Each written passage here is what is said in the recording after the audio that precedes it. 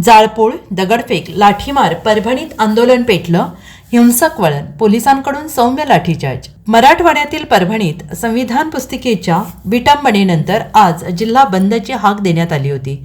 मात्र या हाकेला हिंसक वळण लागलं असून आंदोलकांनी मोठ्या प्रमाणावर बंद दुकानांवर दगडफेक केल्याची घटना घडली आहे. तसेच पोलिसांच्या गाडीवरही दगडफेक करण्यात आली. काही गाड्यांची मोडतोडही आंदोलकांकडून करण्यात आली आहे. त्यानंतर आता पोलिसांनी ॲक्शन घेत या आंदोलकांवर सौम्य लाठीचार्ज केल्याचं पाहायला मिळतंय. तसेच शहरामध्ये सर्वत्र मोठ्या प्रमाणावर पोलीस बंदोबस्त तैनात करण्यात आला आहे. परभणीत डॉक्टर बाबासाहेब आंबेडकर यांच्या पुतळ्यासमोरील संविधान पुस्तिकेच्या विटंबनेच्या प्रकरणात आज परभणी बंद करण्यात आले होते आणि या बंदला हिंसक वळण लागले आहे.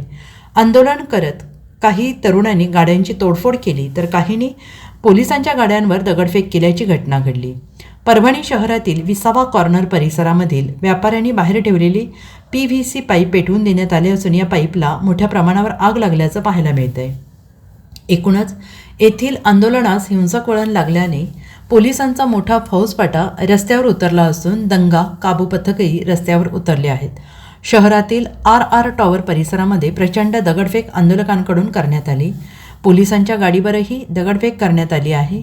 हातात काठ्या घेऊन हे आंदोलक शहरात फिरताना दिसले आणि विशेष म्हणजे बंद दुकानांवर सुद्धा दगडफेक केली जात होती. त्यामुळे पोलीस आणि सुरक्षा पथकांनी रस्त्यावर उतरून सौम्य लाठीचार्ज केला आहे. Bureau report SBN Marathi, Parbhani.